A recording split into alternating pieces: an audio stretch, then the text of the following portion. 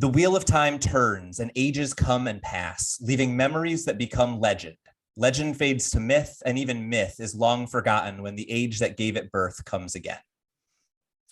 Welcome to Through the Glass Columns, a Wheel of Time read-along podcast. Each week, we will be reading, discussing, and digesting a small selection from Robert Jordan's fantasy opus. This quest is led by Tyler, a true Wheel of Time warrior. I have all stories, ages that were and that will be. And I'll be joined by Greg, a complete novice to the Wheel of Time. The Wheel of Time and the wheel of a man's life turn alike without pity or mercy. Join us each week as we read the Wheel of Time in our own sweet time, traveling deeper and deeper through the glass columns. But what does that even mean? No. You don't get to find out yet.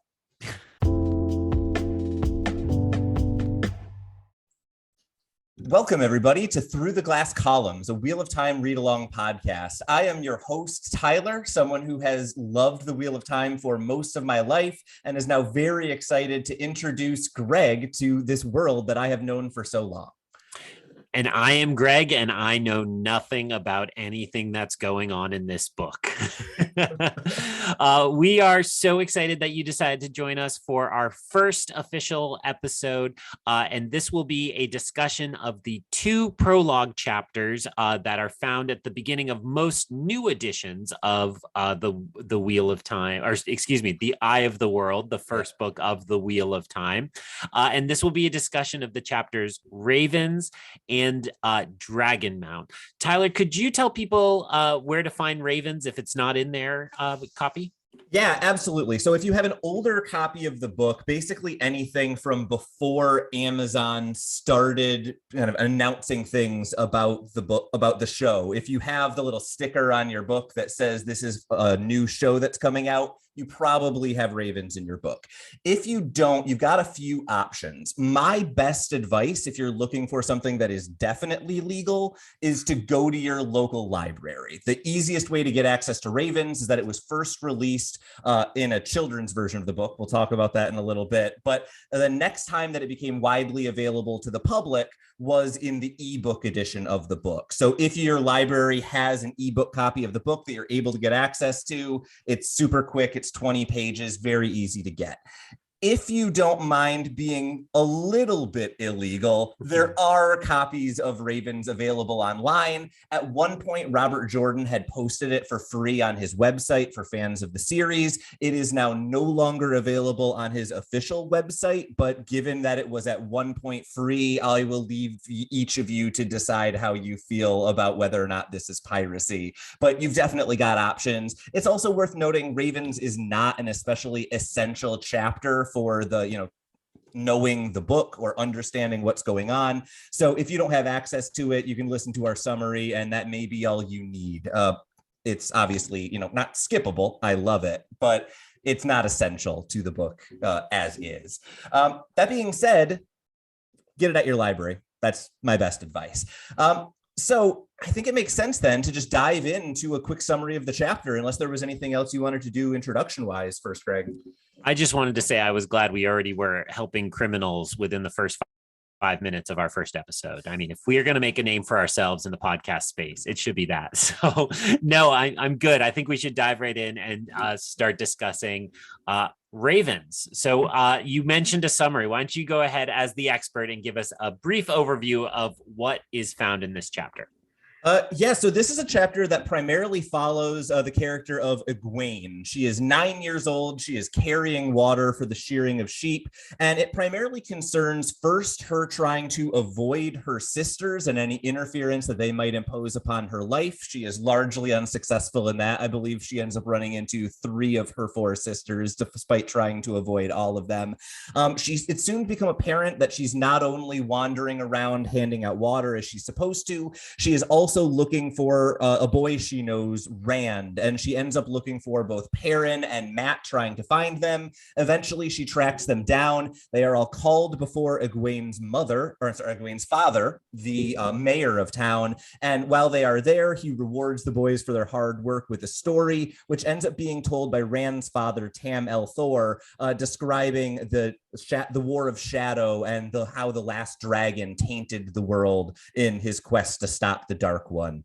And that is a lot of description for actually kind of a slight chapter, which I'm curious, Greg, as someone who this is your first time entering the Wheel of Time, this is a different place than many people initially entered this world, right? Prior to the release of the ebooks, the vast majority of people who read the Wheel of Time started with Dragonmount. So I'm super curious to hear, you're the first person I know who this was the first Wheel of Time they read. Yeah, this was kind of tough. So again, I like to think of myself as a smart individual. I read a lot of literature, though not a lot of fantasy. And I will say I got really bogged down in the names. And there was just a lot of people kind of coming and going really quickly. And so not that that really made it incomprehensible, but it made it hard to know exactly what I was experiencing, right? And I think it's only natural when you read a, introduction like this, that your mind is trying to guess how this weaves into, all the other pieces. Now, I did know that this was a later edition. I knew this from our discussions as we discussed show prep. So I knew that it wasn't necessarily something that was going to make sense to me the way it would have, as you just said, everybody else. So I was definitely wondering, it seemed like it fit in one of two areas to me. This is just a totally different group of people kind of on the side that we're just kind of learning about the world through them. Or this is like the Muppet Babies version of characters that will later become important, that as they walked around and gave us all these names, it started to feel like, oh, if I had read this book already, I'd probably be like, oh, of course she ran into him. And oh, yeah, oh, she had a crush on him. That's really funny. So it started to feel a lot more like that. And especially then when it got to the story section, I was like, okay, this feels like we're laying some groundwork for mythology and starting to do the world building tasks that would become important after. So I think that summarizes my general thoughts. Obviously you came at it a lot differently. And so fill in for me a little bit about, I would say, especially this reading, how you're thinking about this kind of prologue piece. Yeah, and I will say this is actually the first time that I have read Ravens as the beginning of a read. I often will, duck in. There are a couple of other short stories that much later down the line we can talk about potentially including in the reread. But Ravens is something that has never actually been in an edition of the book that I own. I've never done the ebook thing, and even the newest edition of the book that I own, it's, the third copy that I've had. It's just before that cutoff of when it usually started to show up in typical editions of the book. I'm incapable of reading this chapter as anything but a complex bit of foreshadowing with just enough ironic foreshadowing in it to lead people who are trying to draw the conclusions astray. I think it's fun. I think it's an interesting take on characters who, as you say, this is the Muppet Babies version. That's I will let you know that ahead of time. These are characters who will come back. But it is very much a piece of world building and little bits of character here and there. And this, I will say, is the criticism of Wheel of Time, broadly speaking, is you have now been introduced to the crux of the Wheel of Time problem for people who don't love the Wheel of Time. It does world building great. It does character building great. The plot's a little slow. Sometimes Egwene takes 12, 13 pages to find Rand. Interesting. So talk to me a little bit more about the publication history and reasoning. As I understand, again, this, you referenced it, there was an attempt to make this more palatable to kind of the YA market. And so that's where Ravens comes from. But explain that a little more to listeners who are new to this information as I am.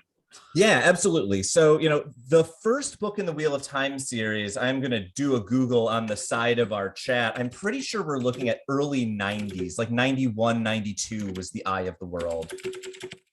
That's correct. I had looked that up in the front of my edition, 91. So Okay. No, 90. No, 90. I was wrong. Okay. 90. Yeah. So a few years after that, Jordan had published basically a book a year for the first like 3-4 books and then started to slow down a little bit. But once it became clear that the series was going to be successful, Tor, the publisher, decided that they were interested in kind of taking this book and marketing it to a young adult market. They thought, it's not an especially mature book. There's no graphic violence. There's no depictions of sex. It feels pretty YA oriented. And I think they very much felt that there were basically two issues with moving this book into the young adult market. One is that The Eye of the World is ridiculously long, and they had a very handy solution to that. They literally just cut the book in half and marketed it as two separate 300-page books as opposed to a giant 600-page book. The other problem with The Eye of the World as an introduction for children as a young adult novel is Dragonmount, the other prologue that we're about to talk about in a little bit. And it is a little bit denser. It's a little bit more difficult to get into. And tonally, it's probably about as dark as this first book gets. That's not a great place for a 12-year-old to dive into the story. And so Robert Jordan wrote the short story Ravens, and I think very much built it around kind of the story at the end, giving a lot of world building knowledge that's very, very helpful to decipher Dragonmount if you're not a 20-something who's familiar with fantasy tropes and knows how to pull out the right pieces from that much darker, much more confusing prologue that comes after Ravens. And just out of my own curiosity, was this considered a success? Or, I mean, I don't think I've seen a full range of YA versions of these books. So did they continue on, or it was kind of a failed experiment? They also split the second book. So I don't know to what degree Tor was saying the first one was successful, so let's do a second. And then we feel like by the time they get to book 3, kids will be okay with the 700 pages or whatever the Dragon Reborn is. But they only ended up doing it for the first 2 books, despite the books obviously continuing to be very successful. That being said, it's actually worth noting that in some foreign language markets, the books were split all the way through. If you look at, for example, like the Spanish editions of the books, there are 30 books instead of 15 because every one of the mainline novels was split in 2 for release. Interesting. Well, so then I think we should transition to kind of going through it beat by beat by beat. So not that it will take that long, because like you said, it's a slight little chapter. So I'm just gonna note this is my only high-minded literature thought for this particular prologue. So one of the things I studied a lot in my undergraduate years and a little bit in graduate school was the epic poets, right? And so thinking not as much about Homer as I am about Virgil and Dante and then Milton. So one of the things that Virgil especially was famous for is he did a series of what are called pastoral poems. And it's essentially before he's ready to write the Aeneid, the great epic poem of the Roman civilization, he had to first go practice his craft, right? And so pastoral as a genre is all about being a shepherd. And the time shepherding gives you sitting in a field and to contemplate the large questions of life and of love and all these things. And so then when Milton decides I'm going to write the epic in English, and he goes on to write Paradise Lost, he thinks of this almost like the Stations of the Cross, right? Like, well, I have to do a pastoral phase like Virgil did, and then I can write an epic and so on. And so I know this doesn't quite equal out to that publication history you noted, but as I think of, Robert Jordan writing a 13-book series, what comes to mind is, of course, epic. And it's not a poem, obviously, but it's like a really ambitious, undertaking, to say the least. And to try to, call your muses or hone your skills, it seems interesting to me that for this prologue that, it was especially to have you encounter this before you read the larger epic. It was this kind of very pastoral, quaint, quiet, contemplative type of chapter. And I think all that you just told me about it being more palatable to children makes sense, but it also makes sense as a kind of, distill all that into the calm before the storm, right? Before we can really get going, let's just give people a kind of quiet picture, something that gets us thinking about some of these themes. And it feels that both diminishes it, but also makes it significant, right? That you need both. Yeah, and in fact, Robert Jordan, when he was writing these books, he spoke a lot about how when he was writing, he really perceived that the fantasy genre had kind of gotten stuck on Tolkien. You know, he was talking about how a lot of the tropes of the genre were really kind of being repeated over and over again. And so he really wanted to challenge those tropes in high fantasy, but he felt like he couldn't lead off a series by breaking all the genre tropes. He felt like he would lose too much of the audience. So he intentionally built a lot of the early parts of the Eye of the World to look like the Shire scenes in the Wheel of Time, or not in the Wheel of Time, in the Lord of the Rings, as kind of a way of like bringing you into this very familiar world, and then slowly you kind of lose those trappings of Tolkien as the story goes on. And so I think it's really interesting that, you know, we were thinking about this like epic classic starting place. I think he was doing exactly the same thing, but maybe not like Milton style, maybe a little more like Tolkien style. Yeah, well, and that obviously makes me think of the presence of the Dark One in this initial chapter. I mean, my notes to myself just said, you know, clearly purposefully mysterious, the breadcrumbs to let you feel it.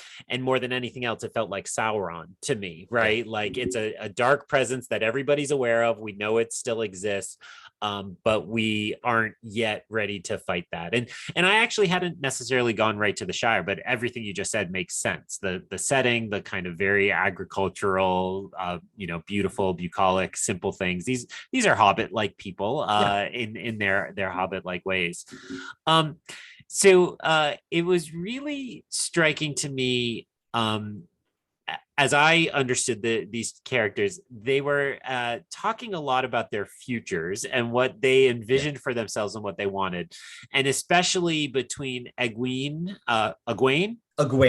Egwene. And I will say there are some weird ass pronunciations in this book. I'm going to try to keep our pronunciations as much as possible to what is common on the show, but any name that hasn't been dropped on the show, I am guessing as much as anyone else. Sure. So particularly Egwene, I think, you know, my reading of this character was like she had like the crush Perrin, who she's always accused of staring at by one of her sisters, I believe, or somebody else in the town anyway. And then Rand, who is essentially her betrothed, right? Like it's like, oh, of course you're gonna marry Rand. It's just understood. And what was really funny to me here is as she starts to think about her future, this felt like very easy to read to me. Oh, it's like, oh, I know this. There's the boring guy and the exciting guy. And yet when they start talking about their futures, both of them are just interested in how many sheep they can. It's like, I'm going to be the best shepherd. No, I'll have even more sheep. That's your dream, is that many sheep? I'll have more sheep than you. So the last thought I have on that, and I want to hear your thoughts on that, because you obviously approached it much differently.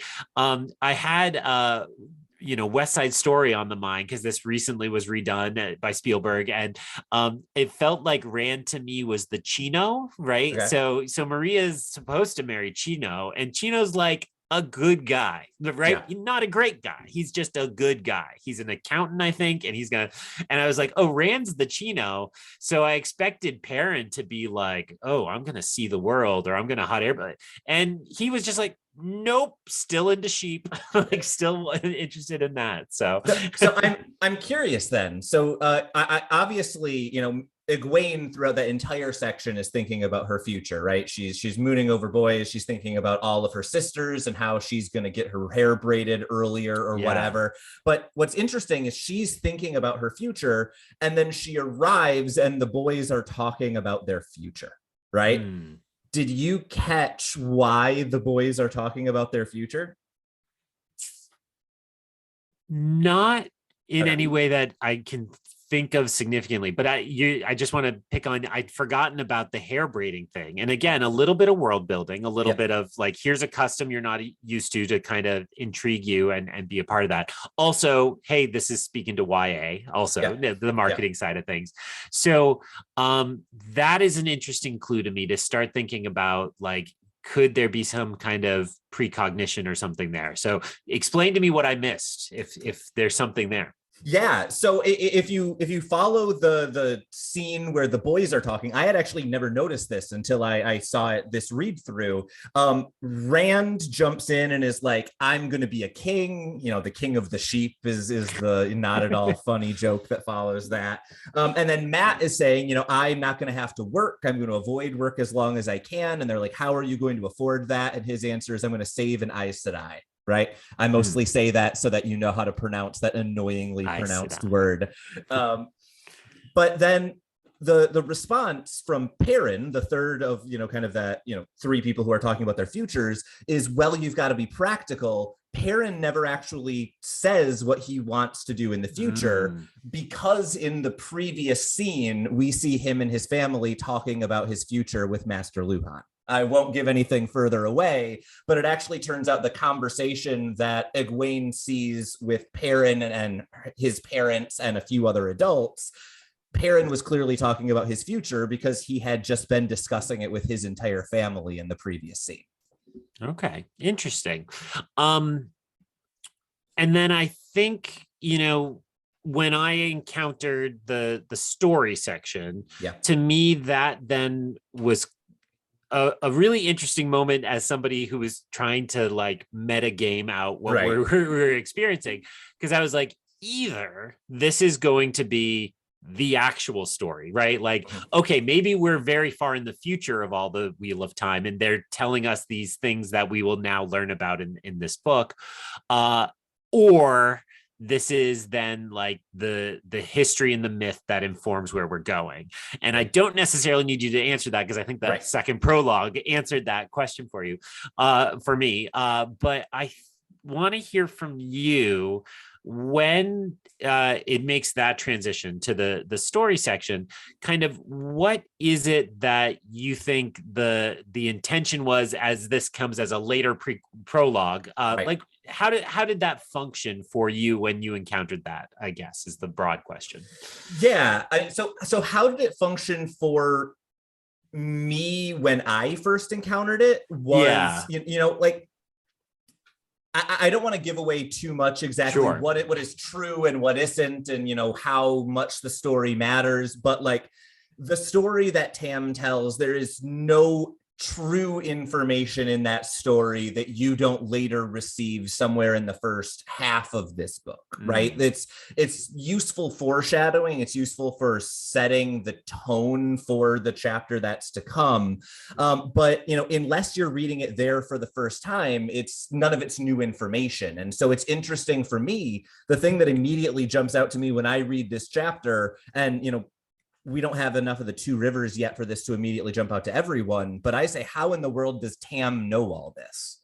Because one of the things that we'll see, and this is something I wanted to mention when, you know, I'm going to bring up a couple of things, is the two rivers is just such an isolated, you know, place. It when you look at the 5 days that everyone in town is together, 2 of them involve merchants showing up to town, right? And so this is a place that doesn't know a lot. People, you know, literally the defining event of this world's history, the mayor didn't know. He needed to pitch to another guy to tell that story. And so I think that's really interesting to me, is in the Wheel of Time, who knows what is really important in a lot of cases. And the fact that Tam knows this is definitely an oddity that perks me up as a reader, especially someone who the details in the story don't as much, just because I know some of them. I'm intrigued by how you just described that, and I would say that reinforces my sense of this as, again, the pastoral. Like, it's a quiet, isolated life, and isolation brings contemplation and, you know, the ability to think about bigger questions, like a bunch of children contemplating, you know, not just the simple future, but what is it we're supposed to get out of life? What is our goal supposed to be as a part of that? All right, my last one, and then I want to go through your list. I think the moment that stood out the most to me in terms of like, I know there's something more going on here, was the thought of the dragon, right? So the language around like, you know, well, what would somebody who had that nickname be like, right? And that question and the way it went around that. So I do know a story, something like that. I'll tell you about the real dragon, not a false one. I felt like that was like the egg I wanted to crack a little bit and know more about that. And again, having already read the second prologue, but no further, I know that that's clearly going to be a part of this. So, anything you want to talk about the dragon, or can or should not? That's a different question. The one thing that immediately jumped out to me as it was looking at the dragon section of this, this chapter, is that not only is it unclear to necessarily all of the characters what's the difference between a dragon and a false dragon, they also don't even know what the image of a dragon is, right? It's very easy in Fantasyland to think someone is named the dragon because there are creatures called dragons climbing around everywhere, but the kids literally ask the question, like, if someone's called the lion, it's because they're like a lion. What is this nickname dragon? What the hell does it mean? They've never even heard of the creature that this person was named after. That to me was really interesting, is just that little piece of world building of just how much has been lost in terms of what's known about, the origins of these things.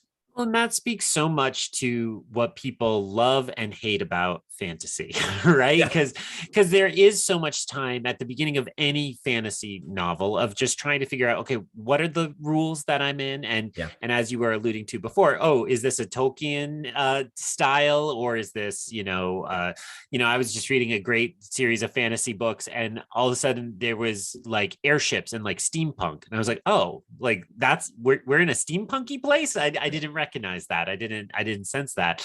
So I think you're right that moment stood out as well. It's like, we don't even know what a dragon is, but at some point this was well known enough. And of course, my mind went to Game of Thrones, right? At the start of that saga, dragons aren't real, and then I guess we shouldn't spoil Game of Thrones if anybody is that far behind on it. But in that same regard, I thought the kind of intriguing moment for me was that there was a lot of this, when the boys are trying to debate which stories they want to hear, there's a lot of kind of dropping in of a lot of history there. And I think, I'm hoping we hear about some of it, and then some of it stays mysterious, right? You're like your classical Star Wars. We'll fill in what the Clone Wars is, but we'll never tell you what, the Battle of Tanab is, or what have you. And so this long list of Trollocs, of the Aes Sedai, and the Aiel, Aiel. That's the worst one. Oh, okay. I don't understand it. I'm gonna have to start making phonetic notes. So all of those, it's like, okay. So we do have lots of creatures or races, again, still mysterious to me. Or is this, the type of fantasy where all of this existed once but has been lost to time? And I'm curious to hear more of that. So, all right, expert, walk myself and the listeners through more of what you take away from the Ravens chapter. You definitely covered a bunch of the big stuff. I wanted to think about, like, what were the boys and Egwene thinking about their futures. I thought that was, a really interesting scene. That is, I think Robert Jordan in that scene, what worked for me is he did such a good job of mixing in accurate foreshadowing and subtly ironic foreshadowing, so that anyone who was trying to read into what's going on would get at least something wrong, because, not everything that's being said plays the same way. The other things that jumped out to me, so I wanted to briefly talk about the Wisdom, because that's a character who we didn't talk about at all in your discussion. So we briefly see this scene where we have the Wisdom, Doral Baron, I think is her name. And she's just this super old woman who's dealing with someone who, got drunk and injured themselves while they were working with sheep or something. And she has this apprentice, Nynaeve, who I need to mention because of how annoying to pronounce her name is. And there's a moment in that section that I don't know, whether you picked up on it, but Nynaeve bandages the person's leg, and then the Wisdom unbandages it, looks at the wound, frowns, and re-bandages it. And that's the kind of like little mystery that I feel like Robert Jordan is really good at seeding in the things that he does, and finding little nuggets like that to wonder what's going on. I think are part of the fun of a reread right this. So I'm curious, did you notice that? Was that something that you had thought about or hypothesized about at all? Yeah. So I bumped on it as I read it, and then clearly forgot it in the intervening Totally. 12 hours or whatever. So but I think, to me, my reaction at that time is that did feel significant in some way, and it struck me like the kind of like, I think my mind went to a magical wound, Yeah. right? Something that won't heal properly, if that is a cut that stays open, or if it's an infection that spreads. I certainly didn't know that much. I mean, the fact that it's rebandaged says to me, well, there's nothing that can be done about it. So whatever's going to happen is going to happen. Is that a Frodo, a Nazgul wound that will ache on the anniversary every year, or is that something more serious? I think if it were something like a plague, that this character would have isolated and removed the person if there was a danger to anybody else, or certainly not like a zombie wound or something like that will take them over. But certainly, and I think why it left my mind is it just felt like, well, there's not that much concern about it, right? Yeah. And again, I was like, well, these people might be living thousands of years after what I'm about to read anyway, so fair enough. The only other thing that jumped out at me, just because I had never noticed it in this short story before, is when the adults are talking about what story is going to be told. When the mayor is first like, I have some stories, and then he kicks it over to Tam, and Tam says, I want to tell you about the dragon. And then we have, I think it was Billy Conger or Ken Bui or one of the old grumpy man characters was like, he said something along the lines of, if you want to tell them about war, you can tell them about wars. And he lists a bunch of wars. He's like, you could tell them about the like War of Shadow, or you could tell them about the 100 Years War, or you could tell them about all of these things. And then after a beat, he says something about the Aiel War, and immediately Tam gets like aggressive and mad very quickly. His mood changes. And that's another one of those moments that's like, something is off here and I know what it is, but as a first-time reader, it's an interesting kind of tidbit or clue to pull out, that there's something about either like Aiel or the Aiel War specifically that seems to like put Tam on edge.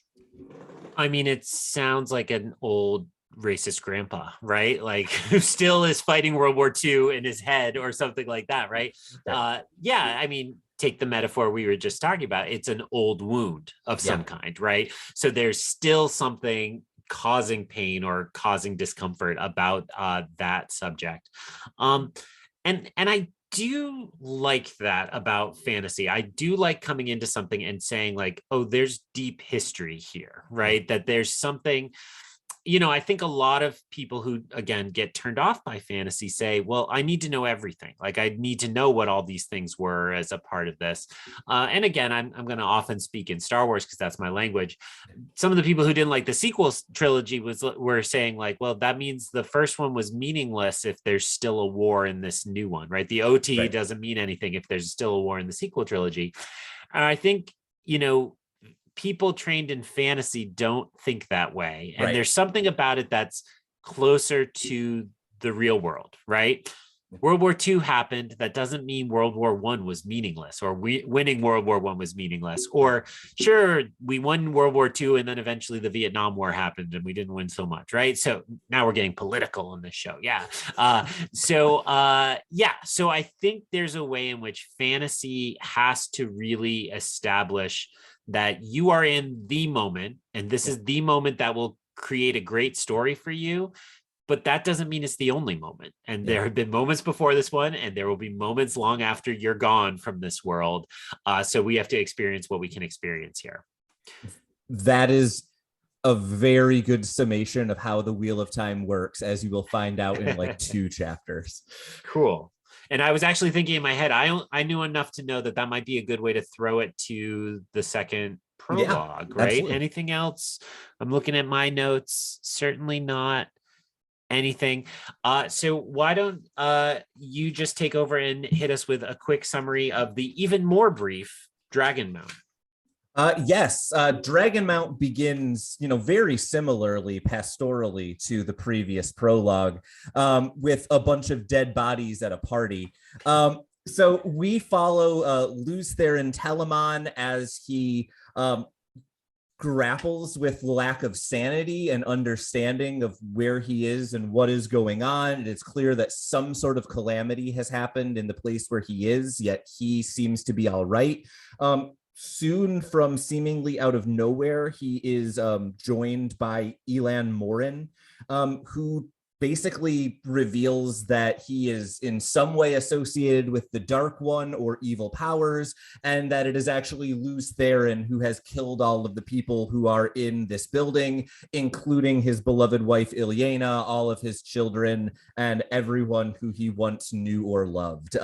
In his grief, Luz Theron then summons the male side of the One Power Saidin, which is a weird sentence if you don't know what else is happening, and obliterates everything, creating a giant volcano, which also creates a little island in a river, which doesn't seem very important in the moment, but is eventually.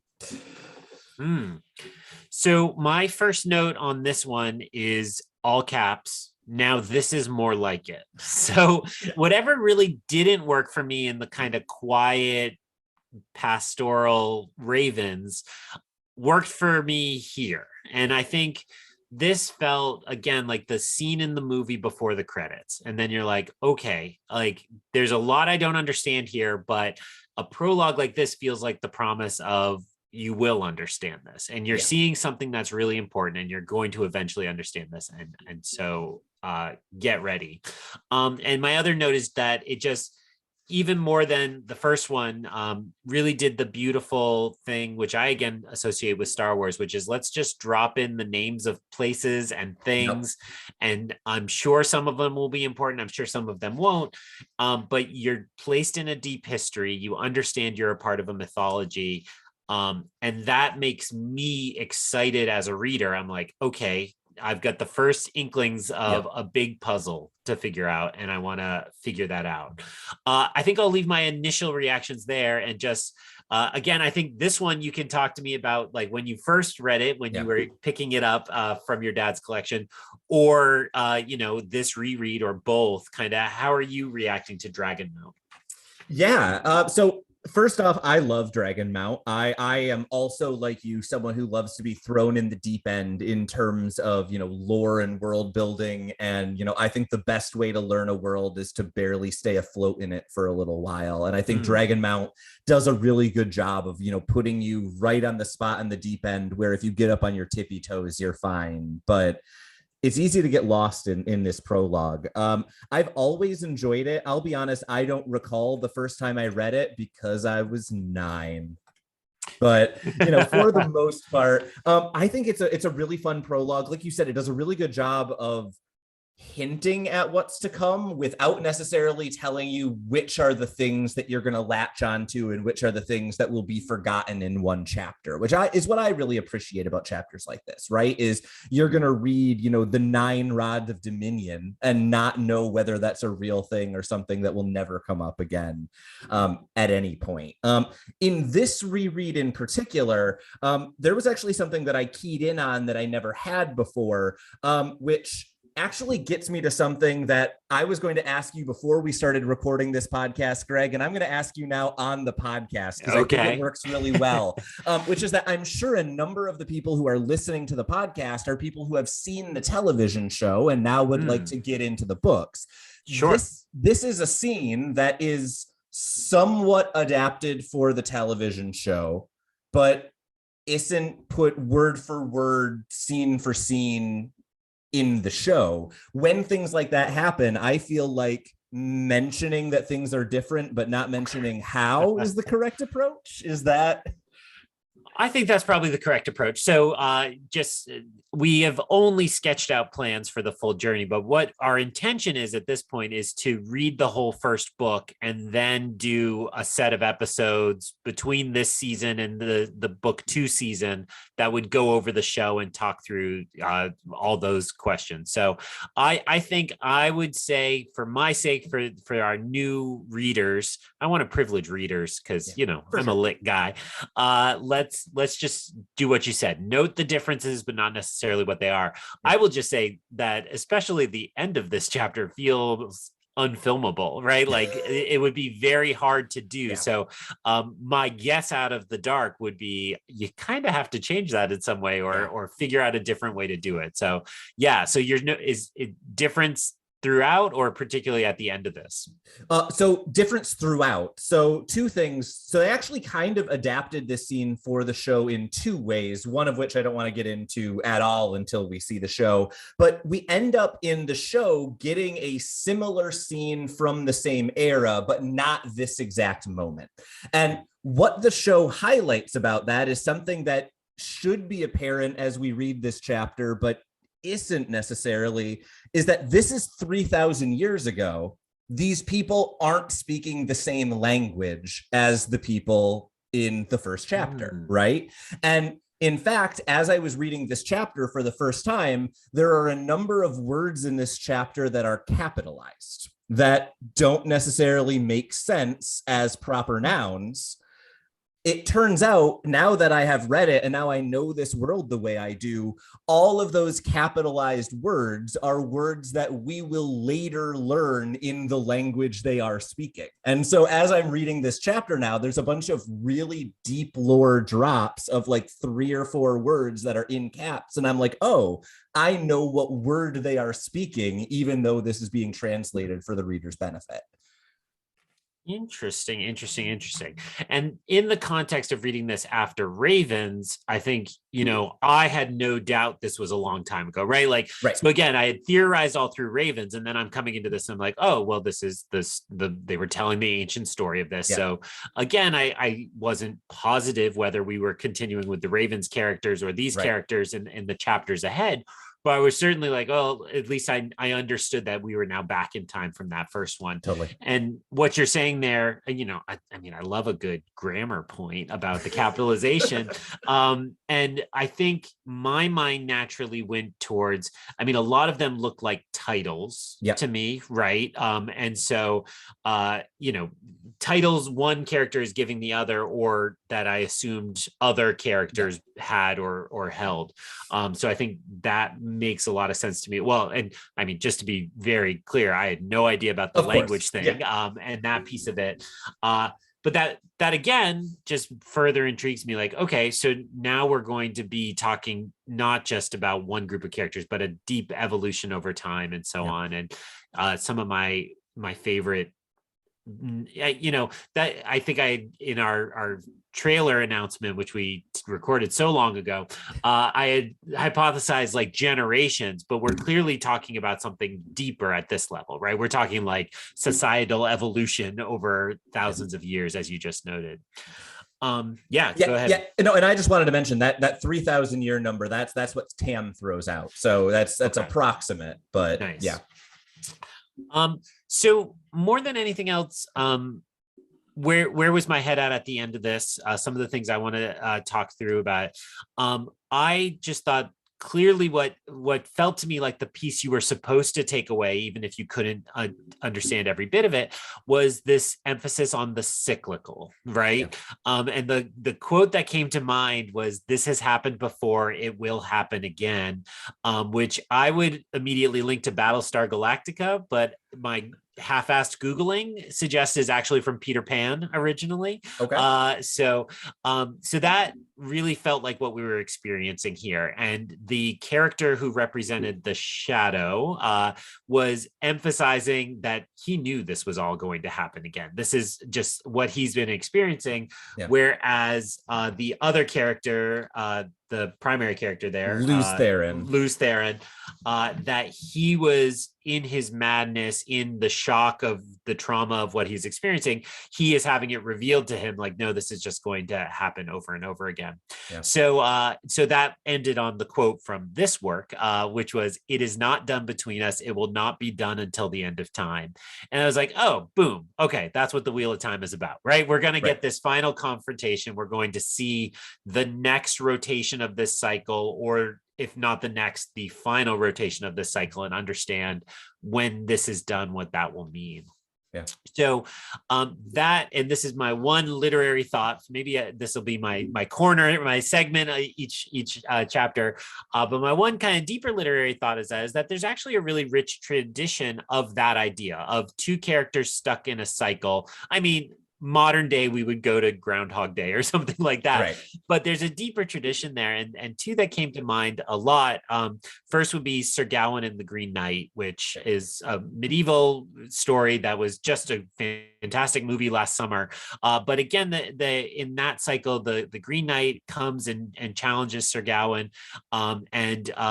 And we get the sense as that story unfolds that this happens over and over and over again. And there's a lot of kind of readings of that are, oh, we're experiencing the final one or part of that. A more modern example, and I'm going to say, I don't know exactly how this lines up with Wheel of Time, but I was thinking of the once very popular, now kind of maligned Dark Tower books from Stephen King. Oh, yeah. With the gunslinger, right? Yeah. And the gunslinger also is experiencing his chase of, I want to say, the Man in Black. I think they keep it that generic. That chase is cyclical in its nature. And it's another sense of this pair stuck in this loop. And as I recall, the Dark Tower books, again, felt like we were experiencing maybe the penultimate. It wasn't the final one, but that we'd experienced the penultimate. And as that started over, we weren't going to read the final one, but that we could rest assured that that was about to happen. Yeah. Now, those books have a just twisted and tangled publication history, more so than Wheel of Time. And, as I understand it, and I'm a novice, and I certainly would defer to a Stephen King expert, but he has always claimed he had a full plan for those. And yet his traumatic accident is in one of the books that obviously he didn't plan on getting hit by a car and thankfully surviving and all that. So anyway, those were two comparisons that came to mind right away to say, okay, and there's something, there's something so comforting in that as a storytelling mode, and it's, to me, it's the two masks, right? The masks of drama are the smiling mask and the frowning mask.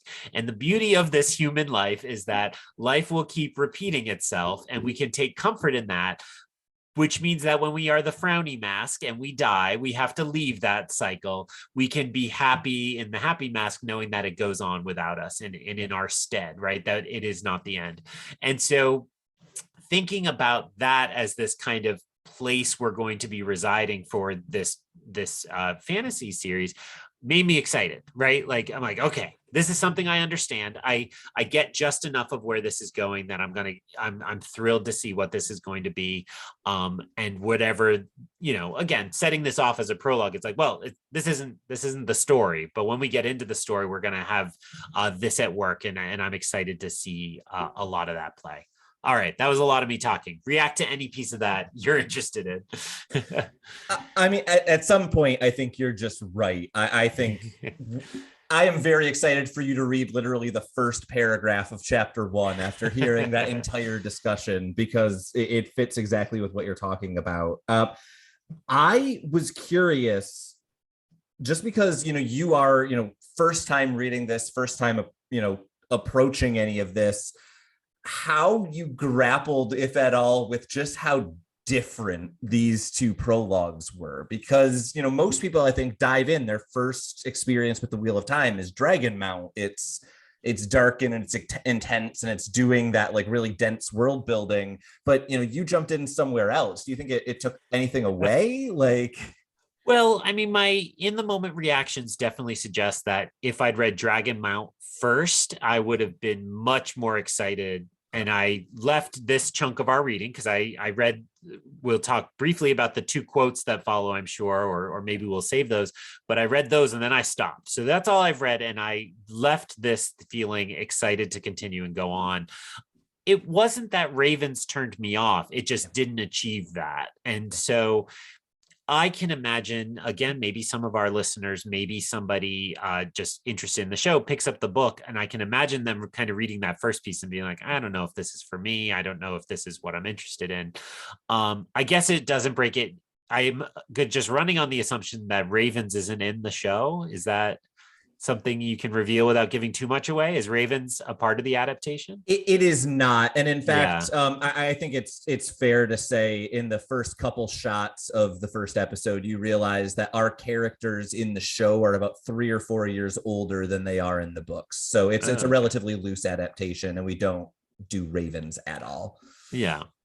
And I guess then the only caution I would have as a reader is I do think the very end of Dragonmount is such a kind of WTF moment. You're like, what, a mountain? Like, I think that could be, again, I think of my wife who has patience for a lot of things, will watch almost anything with me, where she would just be like, yeah, this isn't for me. Like, this is not my thing. So I certainly can see that even somebody who's like on board for fantasy would be like, I just can't picture that. And that's maybe the biggest difficulty I think some people have when you start to get into mythical creatures or worlds. It's like, well, I can't imagine what that power is or something like that. So yeah.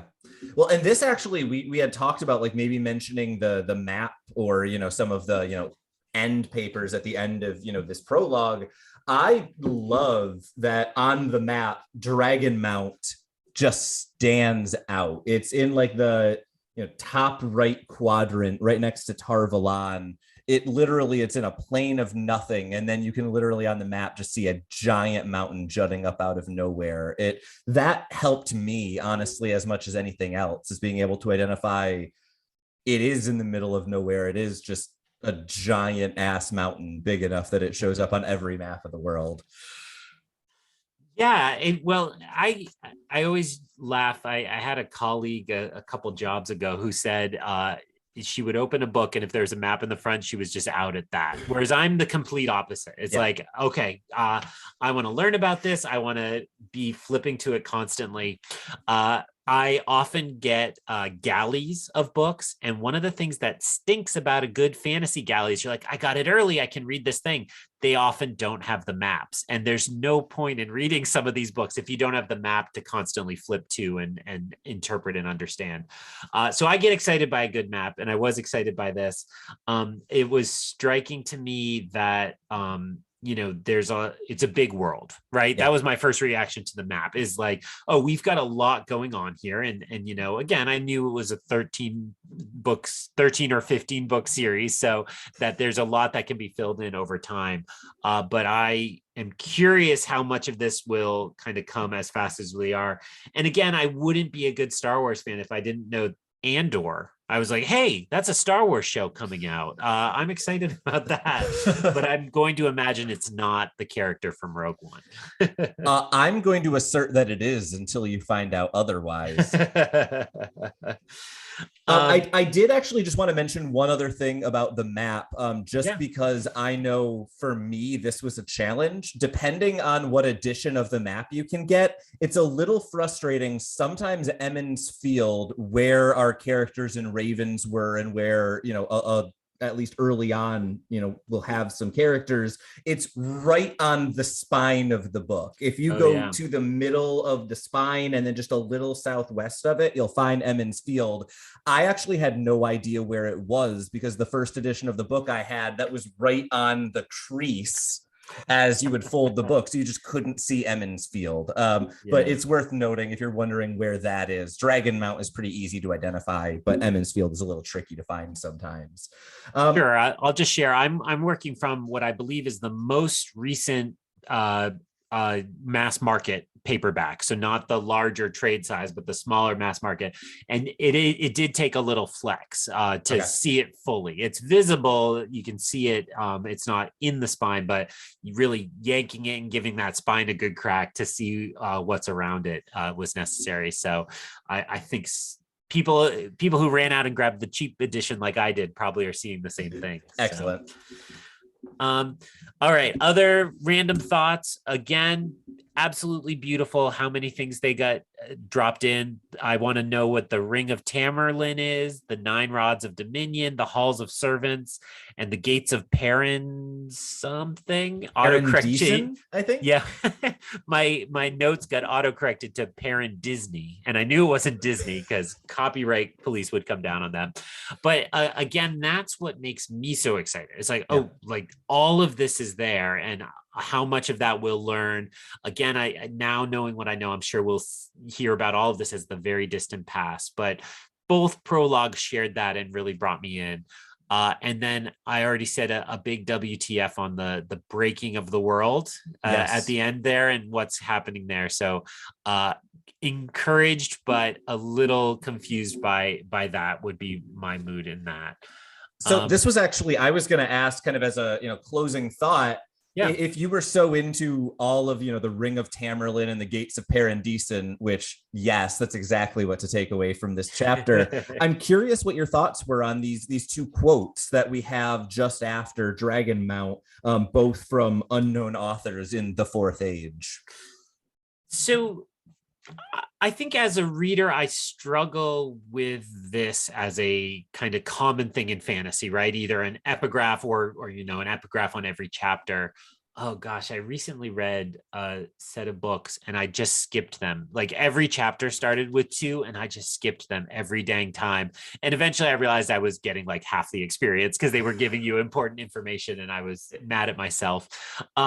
So what did I take away from this? It immediately was clear to me that I liked the intertextuality of the 2, meaning that they both were telling the same story, but we're giving us different perspectives on it. Yeah. The comparison that immediately came to mind were the Gospels of the Bible, right? That it's like, oh, well, this guy wrote down how he remembered Jesus, and then this guy wrote down how he remembered it. And, God, thousands of years of scholars have debated the differences between them. And so this to me felt like, okay, this is the equivalent here. We have this world-breaking, defining event, and now we're going to start to get it.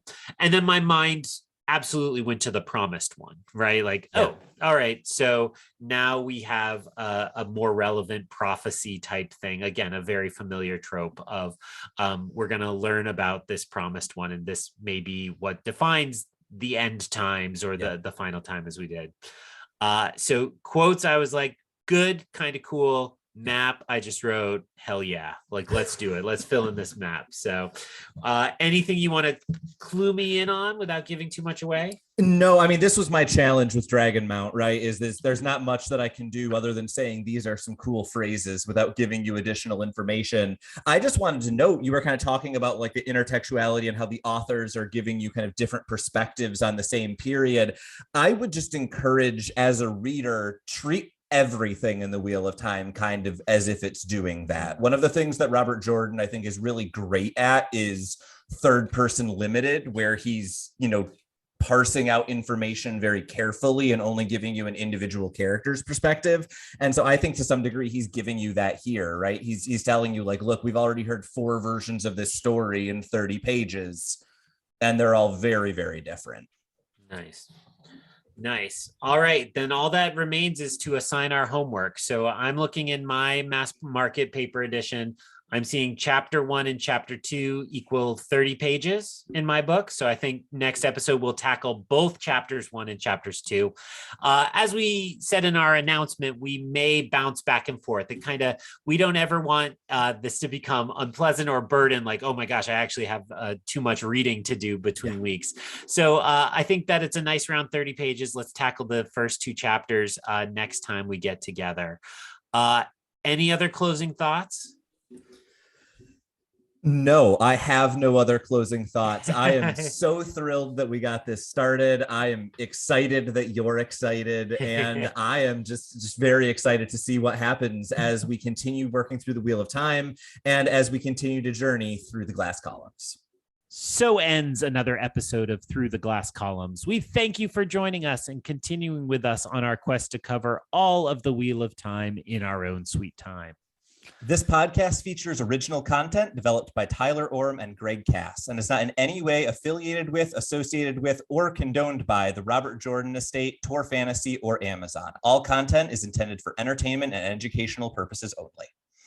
If you're enjoying this podcast, please seek out the books from your local bookshop or library and join us as we continue our journey. If you'd like to contact us to share your thoughts or give feedback, you can email us at throughtheglasscolumns@gmail.com or find us on Instagram and Twitter by searching Through the Glass Columns. Thank you once again for being part of this community. If you're enjoying the show, please subscribe to the show, leave us a review wherever you're listening, and recommend the show on your social media to help us grow our community. We look forward to welcoming you back next time through the Glass Columns.